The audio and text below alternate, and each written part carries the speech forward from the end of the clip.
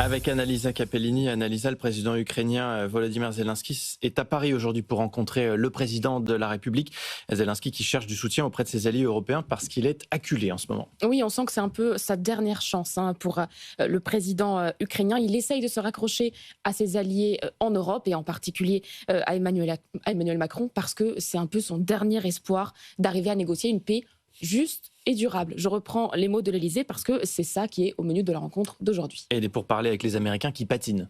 Oui, on sait que la délégation ukrainienne était en Floride ce week-end pour continuer justement ces pourparlers avec les Américains. On sait que les négociations se sont faites sur la base de la nouvelle version de ce plan américain qui a été amendé la semaine dernière à Genève. On attendait une annonce majeure à l'issue de ces pourparlers. Il n'en est rien. Au contraire, les discussions ne sont pas faciles selon ce que disent les Ukrainiens. On sait que ça bute sur plusieurs points.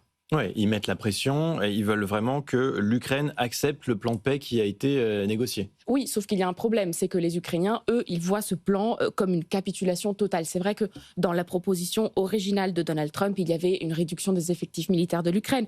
Il y avait la cession du Donbass, même de certaines zones qui sont encore sous contrôle ukrainien.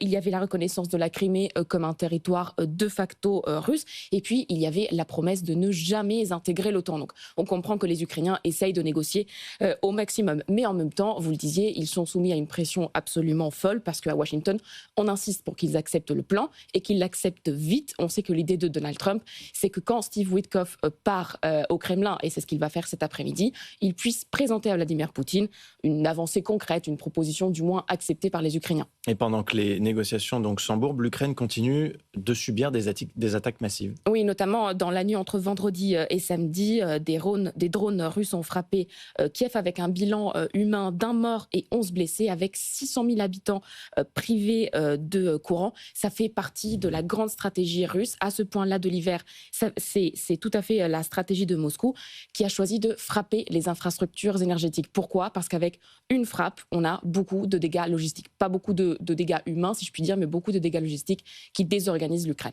Il faut rappeler qu'il y a aussi un caillou dans la chaussure du président ukrainien sur le plan intérieur avec cette affaire de corruption qui touche donc son cercle proche. Oui, tout son cercle proche et notamment son bras droit, Andriy Yermak.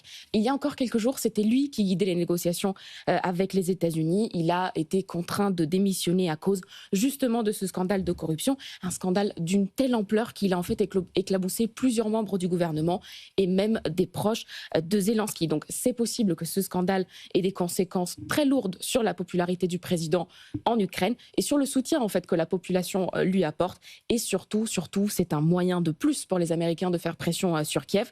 Selon Trump, la petite situation problématique, je le cite, en cours à Kiev n'aide pas l'Ukraine dans les négos. Donc, comprendre le sous-texte. Il vaut mieux accepter ce qu'on vous propose et l'accepter vite puisque vous êtes en position de faiblesse. Le monde qui bouge à retrouver en replay en podcast sur l'application de BFM Business. Merci beaucoup Annalisa Capellini.